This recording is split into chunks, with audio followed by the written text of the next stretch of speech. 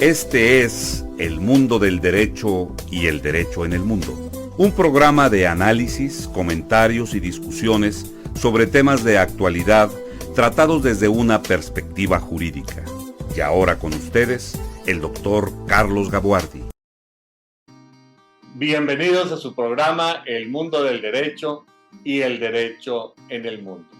Uno de los temas recurrentes en este programa es la vinculación entre el aprendizaje teórico del derecho y el ejercicio práctico de la profesión, así como la necesidad entre vincular uno y otro de estos aspectos.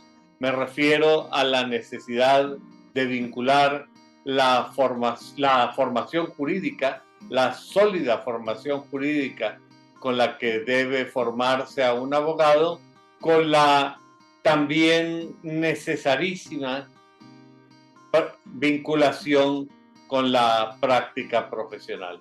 Y para conversar sobre este tema, he invitado a un buen amigo. Me refiero al licenciado Miguel Ferriz Martínez. Miguel es egresado de la primera generación de la Facultad Libre de Derecho de Monterrey y también en esta misma institución hizo una maestría en docencia jurídica. Debo decir que a lo largo de su amplia e importante carrera profesional, que incluye haber trabajado en una importante institución financiera de nuestra localidad y de haber trabajado también en importantes firmas jurídicas también de nuestra ciudad, hasta que finalmente se incorpora a su propio despacho. Me refiero al despacho de Fegamo y Basab. Miguel tiene también diplomados en el área del derecho bancario, el derecho bursátil y el derecho internacional privado. Pues si su práctica profesional no fuera suficiente, Miguel ha sido un activo académico en la propia Facultad Libre de Derecho, donde ha dado diversos cursos y donde ha formado parte importante del programa permanente Extramuros de la Facultad Libre de Derecho. Me refiero a los prestigiados diálogos corporativos en donde se tratan temas de gran interés. Miguel, muchas gracias por haber aceptado la invitación para compartir conmigo estos micrófonos, y me parece que este tema de la vinculación entre la sólida formación jurídica que debe caracterizar a un abogado, también es necesario que el abogado pronto en su etapa universitaria se incorpore al ejercicio profesional. Sin embargo, parece necesario crear un puente entre estos dos aspectos. A mí me gustaría entonces que tú me pudieras orientar sobre cuáles han sido tus reflexiones en esta materia y particularmente qué es lo que tú has estado haciendo sobre el particular. Muchas gracias, Carlos. Te agradezco mucho la invitación a tu programa. Nada más como una aclaración, en la facultad no soy parte de la primera generación de la facultad. Soy alumno fundador, pero en aquel tiempo yo entré a tercer semestre. Tenía compañeros todavía de quinto, séptimo y noveno. Entonces, de la primera generación fundadora, pero no de la primera generación de egresados, pues. Y porque hay una circunstancia particular en la Facultad Libre de Derecho de Monterrey, porque por la naturaleza de su propia historia ya inició con alumnos de semestres avanzados. Es correcto, así fue en el año de 88, precisamente este 2023, en agosto se cumplen 35 años ya de que pasó eso. Y precisamente... tiempo vuela. Y hablando de eso, Carlos, y de la pregunta que me comentabas, tú y yo tuvimos la oportunidad de estudiar bajo el mismo plan de estudios diseñado por el doctor Arturo Salinas Martínez, desde los años 60, donde él tuvo la visión y el sueño, pues, de que las materias del derecho, que la carrera de jurista, pues pasara a niveles mayores a los que había en aquellos tiempos. Y entonces en su diseño de programa, que si bien tiene pues, las típicas materias que vamos a estudiar en cualquier universidad, pues tiene también otros ciertos pilares, desde los pilares metodológicos y de seminarios, hasta toda la parte de derecho comparado y derecho internacional, pero también con cierta flexibilidad que ha servido en el tiempo para poderlas acomodar a las circunstancias dadas de cada una de las generaciones que hemos ido pasando por el plan de estudios diseñado por Arturo Salinas. Dentro de ese plan de estudios, se le ocurrió a nuestro director Fernando Villarreal, quien entró este enero como director de la facultad, por nuestro también muy, muy querido y admirado José Robles Flores. Y en la visión de Fernando está muy claro modo de educación jurídica alternativa, en donde nos ha pedido, de hecho hasta se formó una unidad específica para toda esta parte, donde lo que se quiere, basado en ese mismo plan del doctor Salinas, llevar una vinculación del aula que tenemos en la facultad con las típicas materias y los típicos ejercicios que hacemos, a hacer una alternativa fuera del aula.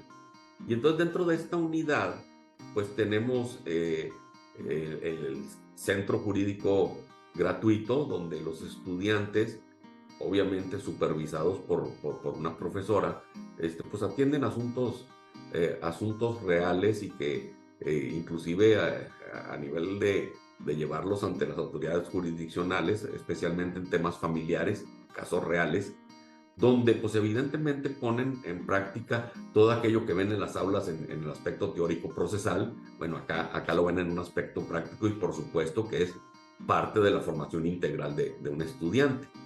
También se tiene, por ejemplo, el Centro de Derechos Humanos, donde también bajo la supervisión de una maestra, pues realizan investigaciones, litigio estratégico, análisis de sentencias de la Corte. Y este semestre en específico iniciamos una clínica de derecho societario, que en este caso está dirigida por tu servidor, donde nuestra idea es que esa parte del derecho privado, especialmente el derecho mercantil, puedan los estudiantes acercarse a cómo se hace en despachos, todo ese conocimiento que están adquiriendo en las aulas, de tal manera que el estudiante está realizando una práctica como si estuviera verdaderamente en un despacho. Y te estoy hablando de que el ejercicio comienza desde entrevistas para acceder a ser parte del curso, tal y como si fuera una entrevista de trabajo, desde a la hora que son aceptados en el programa y que están aquí, desde cerrar sus plantillas de tiempos, como en cualquier despacho que tenemos que cerrar tiempos y señalar qué cliente y qué trabajo se le hizo, desde cumplir a tiempo con los trabajos encomendados, supervisados y explicados por el facilitador que soy yo, así durante el semestre para ir realizando diversas actividades, de tal manera que van entendiendo todo aquello que les ha sido explicado teóricamente en el aula, en la parte práctica, ya profesional, técnica en el despacho. Obviamente tendrán que firmar convenios de confidencialidad porque se les da información de algunos clientes bajo permiso de ellos, y verificar conflictos o conflict checks, conflictos de interés, porque digo, uno de los requisitos es que no estén trabajando para ningún otro despacho, porque imagínate acá practicando y viendo al cliente que tienes allá de contrario, nos puedo meter en problemas. Entonces hacemos todo eso muy profesional para que no pasen ninguna de esas Es cosas. decir, es un auténtico simulacro de la vida profesional. Es correcto, de eso se está tratando. Este es el primer semestre que lo implementamos, esperamos seguir con esto. Creo que ha sido un buen primer ejercicio. Como todo, en el tiempo tendremos que ir mejorando y avanzando, pero creo que en los resultados que voy viendo estoy satisfecho. Espero que los alumnos también lo estén, pero evidentemente creo que esta educación clínica aporta. Y ya viendo, digamos, el estudiante ya viendo en la realidad todo aquello que está viendo en el aula, aplicarlo en la realidad, en la discusión, en el papel, en el por qué es esto, abona demasiado dentro de la formación integral. Creo que va a funcionar y va a ir creciendo mucho esto para el futuro, definitivamente. Una de las cosas, Carlos, que yo me he dado cuenta con el tiempo es que, y lo hago como autocrítica a quienes integramos los despachos de abogados, como tú dices, yo tengo la gran suerte de compartir, igual que tú, el estar en el despacho ejerciendo la profesión, pero también en el aula como profesor. Entonces puedes ver varias cosas que pasan en los dos lados. Y una práctica que se ha dado en México por muchísimos años es la de utilizar a estudiantes de derecho para hacer algunas labores muy necesarias dentro de los despachos. La típica de llevar libros sociales, por ejemplo, donde en otros países no se hace esa labor por estudiantes de derecho, sino que por unos profesionistas técnicos especializados en eso. Pongo el ejemplo de los Estados Unidos, donde tienen una carrera profesional técnica que se llama paralegal. Ajá. Que aquí podría llamarse algo así como profesional asociado de derecho. Y donde esa persona... Sí, el equivalente jurídico, el equivalente en el mundo de las oficinas jurídicas a las enfermeras y enfermeros en la práctica médica. Ándale, algo así como en el área médica que existen el paramédico, que es que no es a nivel licenciatura, sino que es a nivel técnico, que tiene que estar supervisado precisamente por el profesional de la medicina, pero tiene ciertas labores específicas. Y entonces eso en México, como tú bien dices, contrario al enfermero o a la enfermera, en México no existe algo equivalente para los abogados. No existe un técnico que pueda descargar el abogado en ese técnico profesional. Y entonces nuestra costumbre ha sido descargarlo en estudiantes. ¿Qué pasa en la vida cotidiana del despacho? Pues que el estudiante deja de ser estudiante, evidentemente. O sea, pasan 3 años, 2 años, es estudiante, o sigue en el mismo despacho haciendo otras labores, o busca otro lugar donde haga otras labores. De tal manera que se integran otros estudiantes que hay que volver a capacitar y que van a durar otros 2 o 3 años máximo haciendo esa labor. Creo yo que no es lo que estamos aspirando en una educación técnica. Es decir, no se trata de eso, se trata de darles una experiencia mucho más rica que simplemente estar llevando libros. Se trata de técnicamente hacer las conexiones jurídico-teóricas que están viendo en el aula en la parte real de documentación y bien supervisados dentro de un despacho, porque no se vale nada más poner a hacer una Sí, maquinita. porque en la realidad de la práctica muchas veces lo que vemos es que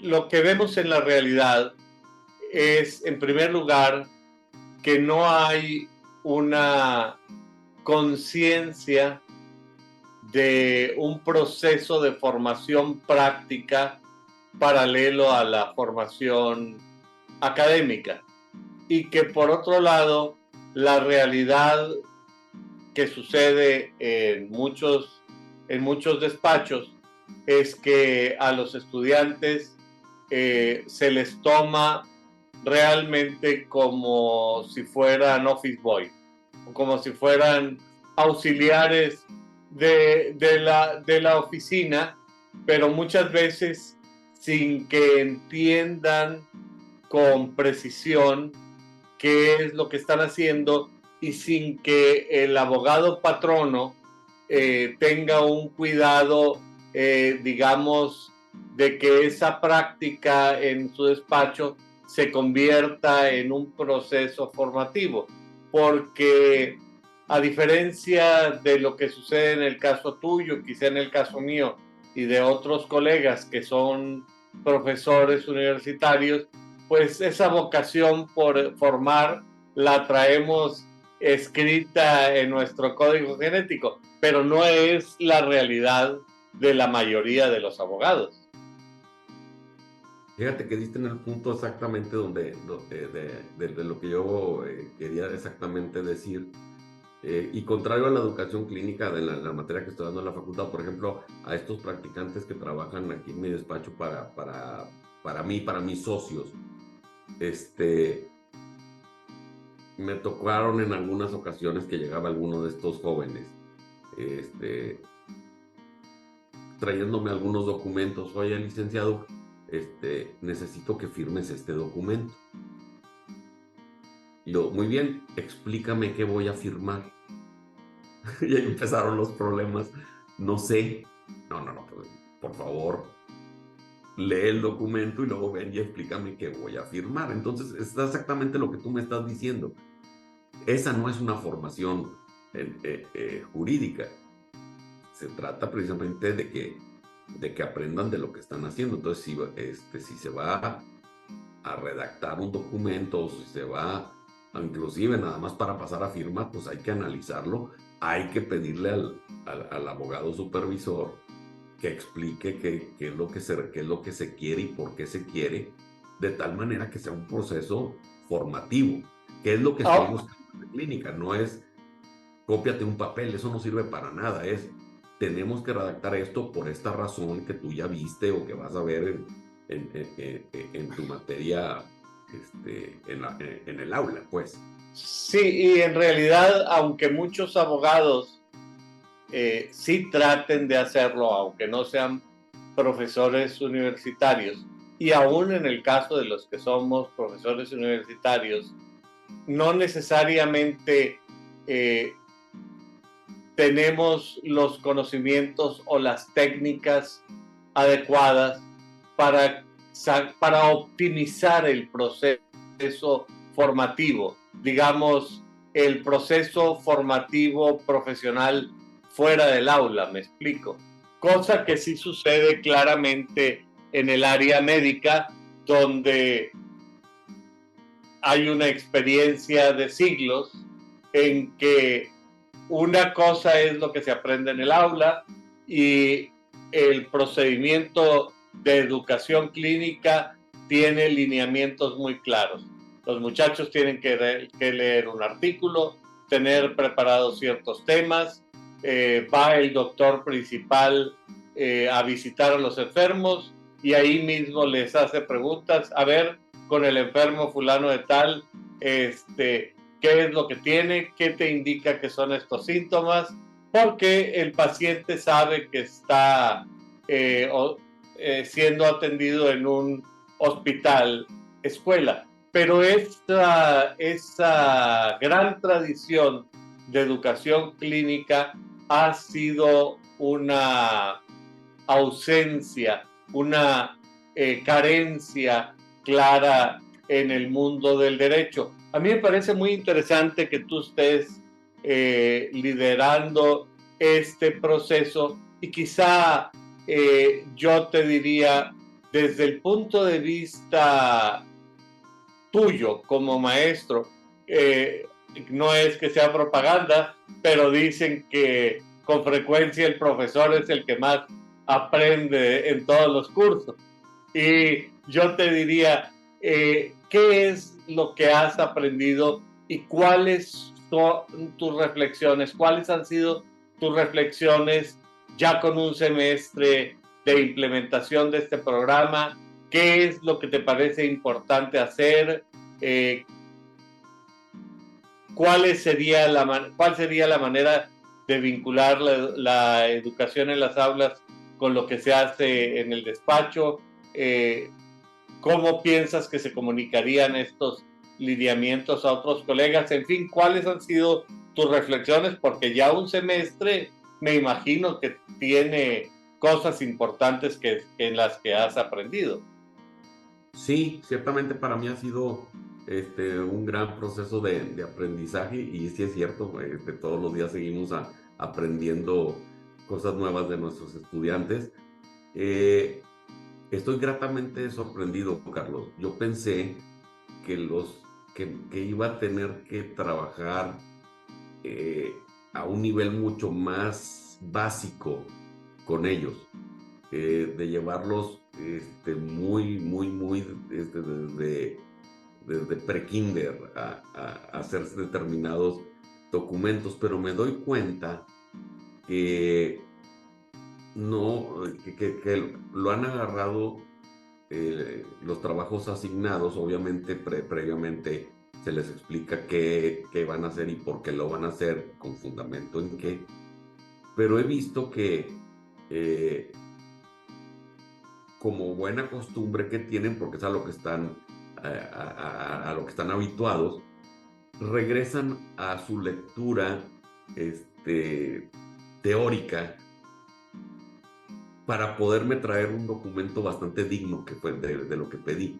Digo, yo sé que va a traer muchas cosas a mejorar el documento que me van a regresar, pero están bastante mejor de lo que yo me esperaba, Carlos. De veras. Para hacer el primer ejercicio de que vas a hacer un acta donde se va a aumentar el capital, donde en tu vida has escuchado qué onda con eso, con el capital, y me vas a emitir acciones que son así, investígame y métete y ven la ley y ven la doctrina y luego tráeme el documento. Y es más, si quieres ver, yo no te voy a regalar nada, si quieres pedir o buscar o lo que tú quieras, pero tráeme algo. Y he visto cosas bastante dignas. Obviamente trayéndolas, ahora sí, explícame qué me estás trayendo. Quizá en este sentido, Miguel, la pregunta obligada es ¿de qué semestre son estos alumnos que tú estás incorporando? Fíjate que yo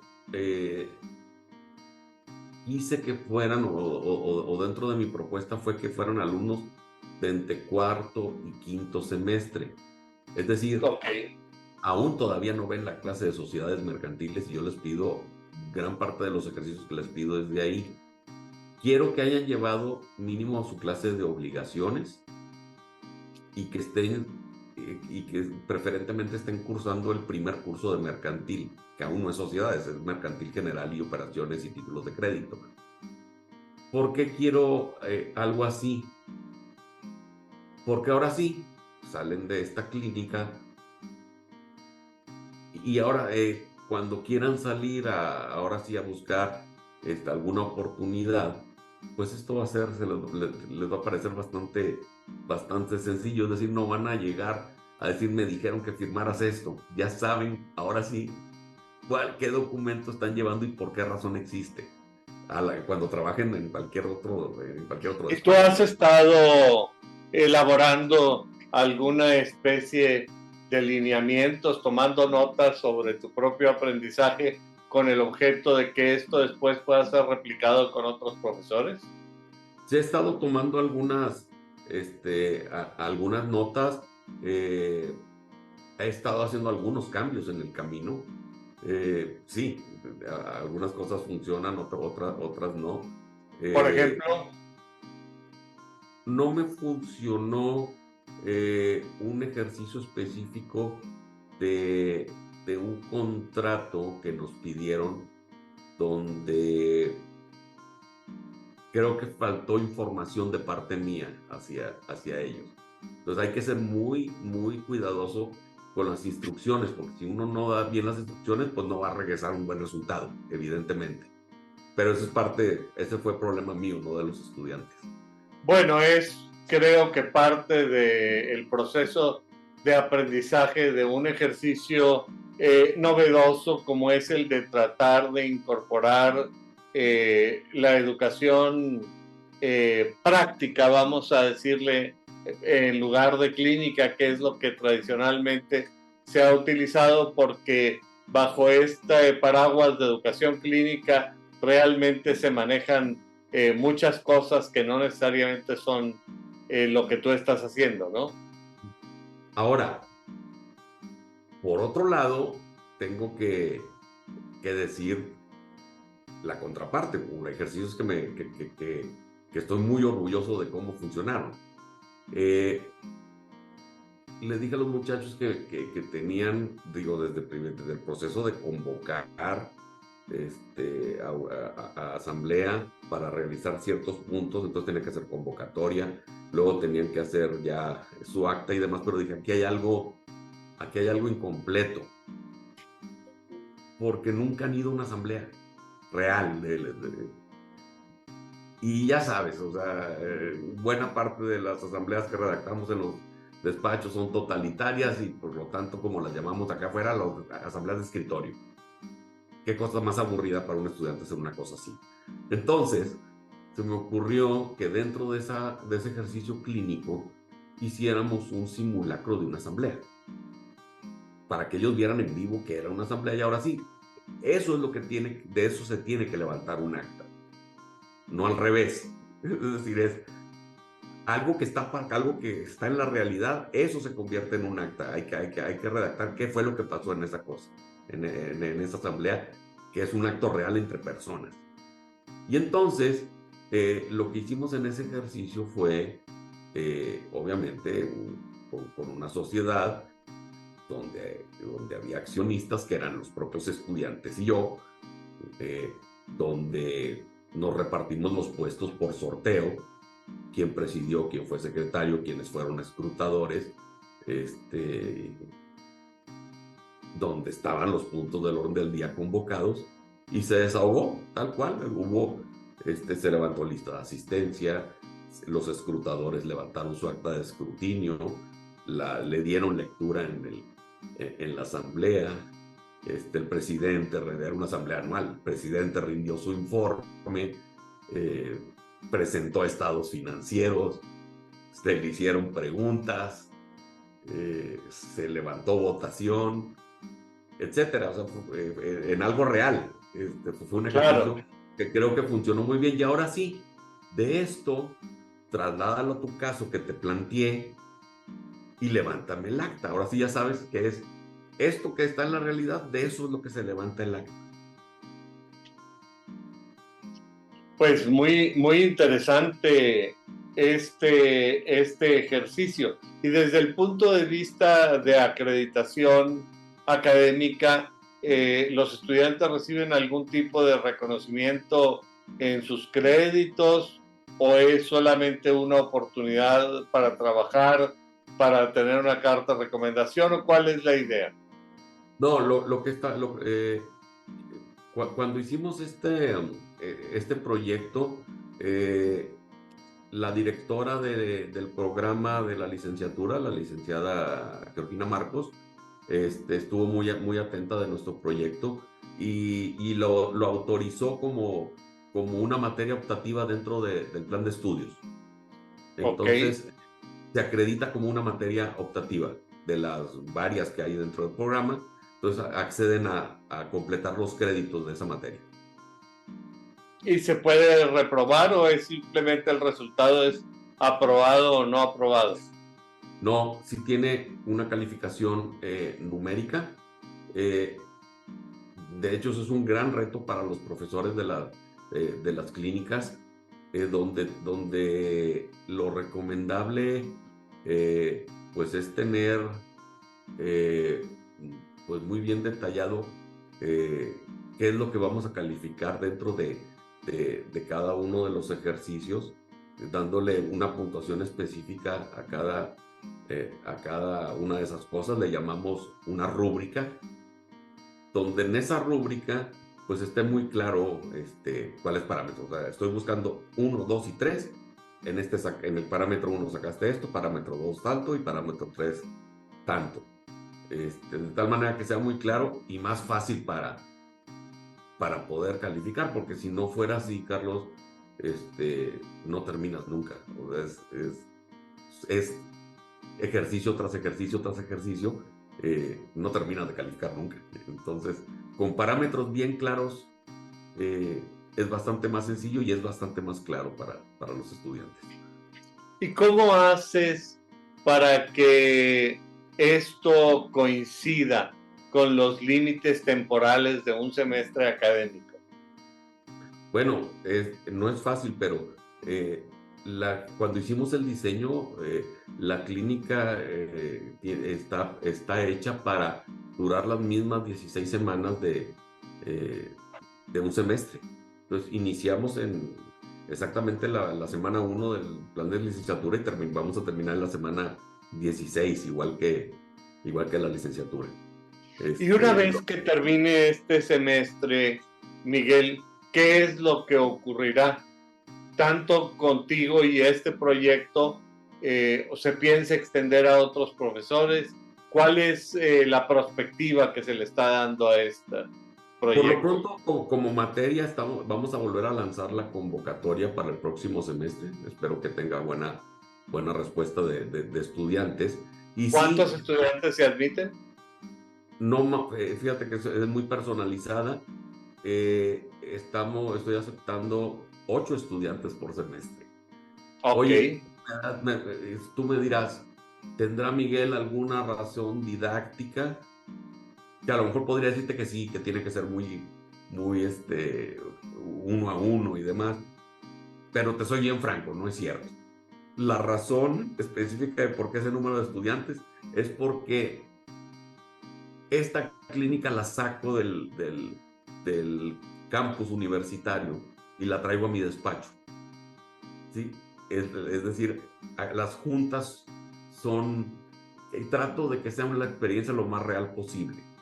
Entonces, están en mi despacho y en mi sala de juntas son los que cabemos. O sea, así de fácil. Por eso ese es el número mágico. Y del otro, sí, precisamente en esta unidad clínica donde estamos, estas personas que mencioné del jurídico gratuito, que ven otra parte clínica, donde está el Centro de Derechos Humanos con otra parte clínica, sí estamos viendo la manera de extender esto a otras materias. De hecho, tenemos una idea muy ambiciosa que no creo que sea para el próximo semestre, pero sí tenemos que verla para algún futuro cercano. Es alguna forma donde podamos hacer una integración clínica de varias clínicas. Es Claro, decir, claro. ¿por qué no, si ya estoy viendo esta clínica societaria, por qué no hacemos una clínica? No sé, ahorita te decía, dentro de mi asamblea vimos estados financieros. Bueno, ¿por qué no hacemos una vinculación con la parte de la clase de contabilidad y las integramos? Y entonces en un mismo ejercicio que sus profesores de contabilidad junto conmigo, dentro de lo mismo, pues las integremos. Y como que hacemos un ejercicio pues más interesante, o la parte contable o la parte laboral. No sé, digo, es un proyecto bastante más amplio que espero que lo podamos ver en el futuro, y no esté aislado así por materias como este arranque, pues. Claro, y en este sentido, por ejemplo, cuando uno prepara un curso de tipo o carácter tradicional, normalmente uno asigna materiales por semana o por sesión, cosas así por el estilo. ¿Cómo fuiste tú distribuyendo los materiales que se iban a tratar en este curso? Bueno, sí, depende del ejercicio, era el tiempo estimado que les daba a los estudiantes. Y aún y cuando teníamos programado, o así está programado por el programa de licenciatura, que fuera una optativa de una vez por semana, según los créditos asignados, yo solicité que me dieran oportunidad de tener 2 sesiones por semana. Y entonces, como lo estamos viendo, es la primera sesión de la semana, la vemos aquí en mi oficina, vemos el ejercicio, explico qué es y por qué, y técnicamente cuál es su fundamento y demás, doy algún ejemplo, discutimos, y luego los mando a trabajar, a que hagan ese ejercicio. En la segunda sesión, es una sesión virtual, y nos vemos en esa segunda sesión en Zoom. Okay. Y lo que hago en esa segunda sesión es, ok, ya tuvieron 3 días o 2 días para trabajar en el ejercicio. Quiero dudas. Todavía estamos a 1 o 2 días de la entrega, pero estamos en medio. ¿Qué dudas tienes? Porque supongo que estando redactando algo no le entendiste o algo te surgió, pues ahorita es el momento. No quiero problemas antes en la entrega. Sí, dificultades que haya tenido que enfrentar, retos Exacto. que haya tenido que enfrentar el estudiante. Exacto, entonces en esa segunda reunión por semana vemos todas esas dudas del ejercicio asignado, que como te digo es un día o 2 días antes de la fecha estimada de entrega. Como te decía, la fecha de entrega es independiente de la entrega de la planilla de tiempos que te comentaba, que todos los despachos cerramos tiempos, decimos, porque necesitamos decir a qué cliente le trabajamos qué. Bueno, pues ellos también. O sea, los quiero acostumbrar de que quiero saber en este ejercicio que te encargué para tal cliente, qué hiciste y cuánto te tardaste, así como lo hacen todos los despachos. Entonces, todos los viernes me entregan su planilla de tiempo semanal, además del trabajo asignado, que puede ser en viernes o puede ser cualquier otra fecha que yo les haya puesto, depende del nivel de dificultad del ejercicio, es el tiempo estimado que les voy dando. Entiendo entonces que si son 16 semanas, tú programaste 16 ejercicios para funcionarlos así como me estás comentando, uno de encargar y otro de poner en común. Generalmente sí, salvo estas últimas semanas en las que estamos actualmente, que ya viene encima las últimas semanas del semestre, hice una actividad integradora de todo lo que vimos, entonces va a haber más ejercicios por semana de lo que habíamos hecho, integrando todo lo anterior. Entonces, ok, ya vimos despacito cómo hacer todo esto y por qué lo estamos viendo. Ok, ahorita va un solo ejercicio que contiene todo lo que ya vimos y que tienes nada más estas semanitas para darme todo en tales fechas, uno tras otro. Entonces, estas últimas, digamos que lo programé para que me entreguen 2 ejercicios de los que antes me entregaban 1. ¿Y tú sientes que esto ha estado cumpliendo tus expectativas desde el punto de vista académico, pero también desde el punto de vista, esto te ha ayudado en el trabajo al despacho, o ha sido otra materia más que has dado, pero desvinculada en el beneficio que tú esperas respecto a tu actividad profesional en el despacho? Bueno, no, qué bueno que preguntas. Ciertamente, mi despacho no está lucrando absolutamente nada con el trabajo de los jóvenes. Bueno, no necesariamente me refiero a que esté lucrando, sino me refiero a que el ejercicio sea más realista. ¿Me explico? Bueno, sí, en el ejemplo que te daba de la clínica médica, los enfermos que ven son reales. sí, en este caso, bajo permiso de ellos, los clientes que estamos viendo son reales. Quizás el ejercicio no. O sea, a lo mejor yo le digo, de este cliente que ya analizaste sus libros, sus estatutos y demás, resulta que va a aumentar el capital en 150 millones de pesos, lo cual no es cierto, pero para efectos del ejercicio de ese cliente real, sí. Entonces clientes reales me sirven como base para el ejercicio, aunque el ejercicio en sí no sea real. Pues es muy interesante. Ajá. Y en un momento determinado, en tu opinión, por supuesto que es la primera experiencia que se desarrolla en este tipo de educación, pero normalmente nos quejamos de que hay un desfasamiento entre la práctica del derecho y la evolución del derecho.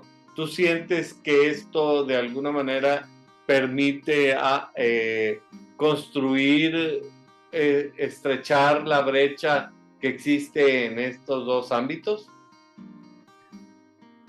Yo creo que sí debe contribuir en algo, a eso. Es decir, en alguna medida, ayuda a dar realidad al aula, y eso vale, vale mucho. Y otro es, a veces cuando teóricamente vemos alguna cosa en el aula, hasta que no estamos practicando con la realidad, nos damos cuenta de que, oye, ¿por qué en la teoría dice que debemos hacer eso? ¿Cuál es la razón de hacer esto? Yo les pongo mucho el ejemplo que me pasa a mí en la oficina. Yo veo muchas operaciones de crédito aquí en mi práctica, y en clase vemos, por ejemplo, cuando hablamos de los créditos de habilitación no avío y refaccionario, que en la ley viene la formalidad de que ese contrato debe ser suscrito en 3 tantos. Y así dice la Ley General de Títulos de Operaciones de Crédito. El contrato de crédito de habilitación no avío y refaccionario se firmará en 3 tantos. Lo cual suena bastante extraño. ¿Por qué 3 tantos? Pues yo aquí en mi laptop le puedo poner, sácame 7 copias y me las saca en menos de un minuto. Entonces, ¿por qué cosas tan específicas? Y no te das cuenta hasta que estás tratando de cerrar un asunto y le pones imprimir. Pues sí. Te digo, hasta que estás en la práctica te das cuenta. En el aula, pues 3 tantos, pero no estás pensando en la realidad, que es lo que está pasando en la oficina. Y te das cuenta que efectivamente eso es así, porque estás hablando de normas de 1932, 1933, donde sacar 3 tantos era toda una odisea, porque pues no había ordenadores, no había nada, estaba una persona con el escribano o escribiente. Tú ayer mencionabas en una junta que coincidimos, o antier, en una junta que coincidimos, mencionabas a las secretarias taquimecanógrafas. Pues sí, efectivamente, era un reto para esos profesionales sacar 3 tantos de un documento. Entonces, por eso la ley, yo creo que más que una formalidad que se le ocurrió en su momento por algo en específico, era una alerta de que, oye, aguas, porque no es 2 como siempre, son 3. ¿Por qué? Porque pues, se tiene que registrar. Pues uno para una parte, otra para otra parte, otra para el registro. Que quizás son normas que 2023 pues no funcionan, pero no... Ya no tengan tanto sentido, ¿verdad? Exacto, en el aula no las notas acá en la práctica. ¿Y cuál es la sanción por no tener 3 copias, si me permites la pregunta? Oye, pues está bien interesante, porque resulta que pues siempre en materia civil nos han dicho falta de forma es igual a nulidad relativa. Pero viene la pregunta, bueno, ¿y qué pasa si saco de más? ¿Y qué pasa si saco de menos? Ah, pues de menos sí es nulidad relativa y habrá quien diga, no, pero si saqué 5 en lugar de 3, pues de más está bien. Digo, hay un chorro de interpretaciones, pero la respuesta general sería la falta de forma acarrea nulidad relativa. Lo cual, bueno, muy positivistamente hablando, pues, muy letrísticamente hablando. Entonces, yo no creo Sí, que sea así. que es uno de los trucos o de las deficiencias que se han ido dejando atrás en la forma y la interpretación del derecho. Ahora, cuéntame un poquito más sobre cómo visualizas tú que se podría replicar tu experiencia en otras materias, porque finalmente me parece importante lo que estás haciendo, pero lo ideal sería que esto se replicara. Sí, por supuesto, y no solo en despachos que hagan las mismas labores que el mío. Yo lo veo que perfectamente despachos de corte litigioso, laboral, eh, de fiscal, puedan hacer ejercicios similares como yo lo estoy haciendo acá en el caso de derecho societario, pero ¿por qué no un despacho laboral tener una clínica donde vean casos reales de seguro social o de contratos individuales de trabajo o cosas así? En algún despacho fiscal, cuestiones de créditos fiscales y cómo se puede ir a tribunales con eso. O sea, no creo que esté cerrado nada más a una clínica societaria. Creo que muchísimas materias podrían adoptar algo así. Ciertamente no es... Yo sé que los estudiantes tienen hambre de eso y podríamos tener mucha voluntad de ellos para poder tener algo así. Ciertamente es algo a lo que nosotros los profesionales del derecho no estamos acostumbrados. Hablo de nosotros, de los viejos, Claro. donde no fácilmente aceptamos realizar algo así. O sea, se requiere tener cierta vocación especial para ser mentor de esta forma. Entonces, Pero ojalá además me parece, sí, perdóname, te interrumpí. hay que explorarlo, porque no quiere decir que no tengamos. Digo, ya el simple hecho de nuestros colegas que son profesores universitarios, pues es porque tienen esa madera docente, quizás la tengan también para hacerlo en sus despachos. Habría que explorarlo. Pero también me parece que un ejercicio tan ambicioso como este en un proceso de replicarlo, por lo que te estoy oyendo, quizá necesitaría no solamente tener técnicas de cómo instruir a los alumnos y cuáles son los objetivos claros que se pretenden lograr en cada materia, sino me parece que requiere un reentrenamiento para los profesores. Sí, coincido contigo. Yo lo tengo que decir en lo personal. Digo, tú sabes que compartimos este gusto y esta vocación por la docencia. Y yo, después de muchos años de experiencia docente, hasta que estudié esta maestría en docencia jurídica, me di cuenta de muchísimas cosas que yo desconocía, inclusive vicios míos dentro del aula, porque sí, efectivamente, en los ámbitos profesionales, específicamente en los abogados, pues sí, los profesores somos gente con vocación para enseñar, pero no tenemos formación como docentes, porque nuestra formación es como profesionales del derecho. Entonces sí, efectivamente nos falta alguna capacitación de ese lado, no solo para educación clínica, sino para la educación tradicional jurídica. Definitivamente, eso es así. Sí, claro. Esto me parece que es muy relevante y qué atinada tu observación, porque no se trata nada más de la formación para materias clínicas, sino aún de la formación para materias escolarizadas. Yo creo que los profesores que han recibido técnicas de docencia jurídica son la excepción y no la regla. Y no nada más me refiero a lo que ocurre en la Facultad Libre de Derecho, sino en general en el mundo. Me parece que los profesores de Derecho son gente que sienten el llamado, que tratan de enseñar replicando el modelo y la visión de sus propios profesores, pero sin tener técnicas didácticas propiamente dichas. Fíjate qué cosa tan interesante acabas de decir. Precisamente en esa maestría yo me di cuenta, Carlos, de dos cosas bien importantes.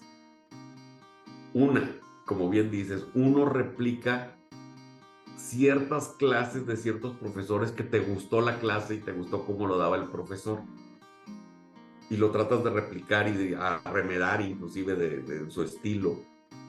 Y algo bien interesante de eso, porque resulta que, la segunda cosa, resulta que nos decían allá los profesores de esta maestría que todos aprendemos diferente. Yo, por ejemplo, recuerdo que me enojaba mucho con mis estudiantes que no me estaban viendo y no me ponían atención, que estaban viendo por la ventana o que estaban escribiendo algo sin voltearme a ver. Y me decían, no, es que esa persona seguramente así aprende. No aprende como tú. Aprende escuchándote, por eso pierde la vista porque él es auditivo. Y el otro tiene que anotar todo. ¿Y qué dijo? Y tienes que repetir, ay, pues me está diciendo que lo repitas y ya lo dije. No, porque tiene que anotarle para entender. Y así cada quien. Entonces, los que imitamos a un profesor es porque nos gustó su clase, porque la daba como yo aprendo. O sea, claro, resulta que ese profesor aprende como yo aprendo.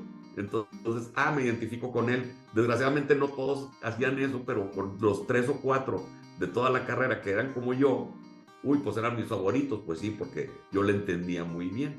Entonces, así pasa y por eso son a los que normalmente imitamos, efectivamente. Y en este sentido, ¿tú qué propondrías? Bueno, efectivamente hay que tratar de ser muy empáticos con los estudiantes en el sentido de tratar de tener para todos. A mí me gusta mucho, te lo digo sinceramente porque es mi estilo y así aprendo yo y por lo tanto así me gusta ser muy esquemático y hago cuadritos para todo. Y entonces esto, y te va para acá y otro cuadrito, y me gustan muchos cuadritos. Y piensa esto, pero piensa lo contrario y otro cuadro. Y ahí ando siguiendo, emulando a tu excelso maestro Robles Flores Fernández. Sí. Tengo que decir que su clase fue mi clase favorita porque así soy yo. Entonces, sí, así somos. Entonces, pero ciertamente hay estudiantes que odian eso. Así como me encanta, porque así soy yo, habrá quien lo odia. Entonces hay que ser un poco más empáticos y como profesores inventar diversos tipos de ejercicios para abarcar a todos. Poner tanto ejercicios de lectura, ejercicios de mapas conceptuales, algún video, ¿sí? Y entonces repartir en varios escenarios algunos ejercicios y no todo el semestre sobre lo mismo. Pero esto realmente es un gran reto, tratar de dar una educación personalizada acorde al estilo de aprendizaje de cada alumno. ¿Tú crees que esto es viable? No para, digamos, un tema tenerlo que replicar 5 veces, no nos da la vida, pero sí durante el semestre no ser tan monótono con lo mismo, sino darle vuelta a varias cosas.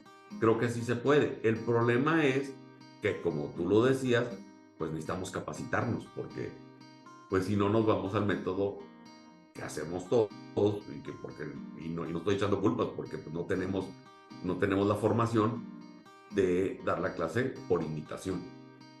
Ahora, fíjate, normalmente en el ámbito jurídico se puede notar un desfase entre la realidad y los postulados jurídicos de carácter normativo en el marco jurídico legislativo, incluso jurisprudencial, que es lo más dinámico. Sin embargo, pocas veces reflexionamos que tal parece que la educación también está cayendo en este desfase. Y esta pregunta te lo hago a propósito de la reunión esta a la que asistimos hace unos días. Háblame un poco de tus propias reflexiones sobre la incorporación de la inteligencia artificial en la educación jurídica, y yo te pediría que me des tu reflexión tanto desde el punto de vista de lo que ocurre en el aula, como también desde la perspectiva de la educación clínica tal y como tú la estás tratando de implementar. Sí, déjame darte mi reflexión preliminar, porque todavía tengo mucho que analizar sobre ese tema. Tú y todo el resto de la humanidad, porque esto se trata de una cosa verdaderamente novedosa. Así es. Yo creo en principio que no tiene que darnos miedo todas estas tecnologías. Sé que hay unos colegas escandalizados. No pasa nada. Te cuento una anécdota donde por allá del año 89 o 90 yo estaba llevando mi clase de contratos en quinto semestre, precisamente en la Libre. Y nuestro maestro de contratos, precisamente con la tecnología del 89 y del 90, nos puso a reflexionar precisamente de el perfeccionamiento de los contratos y de la manifestación de la voluntad. Y decía el maestro dentro de esta reflexión, culminando esta reflexión, me acuerdo perfecto porque a mí me marcó eso que dijo el maestro. Dijo: compañeros, el futuro del derecho es el fax, que era la máxima tecnología en ese tiempo. Y entonces, pues digo, hoy 2023 ya no existe el fax, pero creo que la frase del maestro es perfectamente acoplable al día de hoy. O sea, el derecho sí se debe acoplar a todas las nuevas tecnologías, como en su momento lo fue el fax, como lo fue ahora en pandemia las firmas electrónicas, estas DocuSign y todos estos sistemas que nos facilitaron muchísimo y nos acudieron a lo que estábamos acostumbrados. Pues ciertamente estas inteligencias artificiales, así como las otras cosas tenían cosas buenas y cosas malas, pues digo, tendremos que encontrar, que las va a haber y las tiene que haber, cosas que nos van a hacer que la profesión jurídica y la educación en el derecho sea mejor cada día. Oye, que se presta a que se van a copiar los trabajos. Se te van a copiar uno. Además, sin pretender que haya algún profesor que se sorprenda, realmente el tema de los alumnos que se copia tiene como unos 2000 años, ¿verdad? Así es, entonces te digo. Esa tecnología ya ha sido bastante probada y constantemente está en proceso de innovación. Que no nos dé miedo, o sea, te va a pasar una vez, te vas a dar cuenta y nunca más va a volver a pasar porque vas a exhibir el caso. Entonces ya saben que no se va a hacer. Entonces no pasa nada, eso es una vez. Entonces ahora sí, ya te quitaste de ese problema. ¿Cómo aprovecho esto? ¿Cómo saco ejercicio? O sea, es más, o sea, sin querer quitarlo o prohibirlo, al contrario. A ver, pregúntale a esa inteligencia artificial qué opina sobre ahorita que decíamos, sobre el perfeccionamiento de los contratos con DocuSign.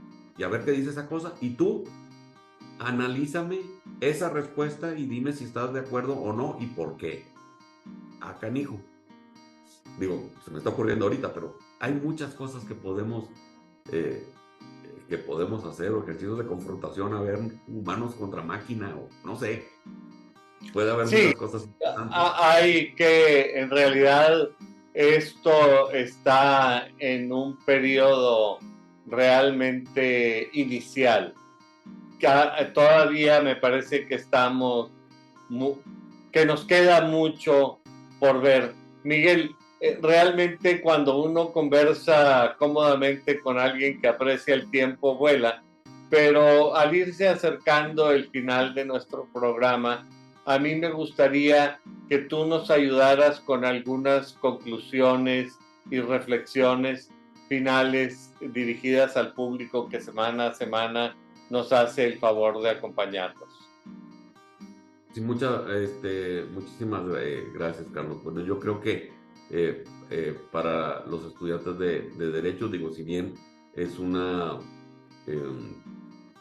profesión donde tenemos por muchísimo tiempo una educación y manera de impartirle muy tradicional, que entiendan tanto nuestros colegas como los estudiantes que para esa formación integral, pues estas oportunidades de alternativas clínicas les pueden servir muy bien para esa formación. Les decía ahorita, los centros jurídicos gratuitos, los centros de derechos humanos, estas clínicas de otras materias como la mía de derecho societario, pues ayudan en toda esta visión de poder seguir llevando, en nuestro caso, a la Facultad Libre de Derecho, a hacer lo que queremos que sea y que se ha construido en estos últimos 35 años. Entonces, pues invitarlos a eso, nuestros colegas, si pudieran estar interesados, pues para platicar y poder armar algo donde estudiantes puedan acudir a sus despachos con un programa bien estructurado, y a los estudiantes a que no tengan miedo y se animen a entrar en este tipo de ejercicios y dinámicas. Sí, con franqueza, Miguel, te felicito por esta idea y este esfuerzo que has estado realizando, porque me parece que la educación jurídica y el mundo en general, el mundo del derecho en particular, requiere de estarse reinventando constantemente con el propósito de ir acortando la brecha del desfasamiento entre la realidad y lo que ocurre en el mundo del derecho. Al público que nos hace el favor de acompañarnos cada semana, les recuerdo que su opinión es muy importante para nosotros. Nos interesa acercarnos a los temas que en particular resultan de interés para ustedes. Así es que nuevamente, Miguel, agradezco tu participación en este programa. Creo que todavía nos quedan muchos temas por conversar y espero contar con tu presencia en estos micrófonos en un futuro cercano. Y por lo pronto me despido de ustedes. Hasta la próxima semana. Muchas gracias, Miguel. Gracias, buenas tardes.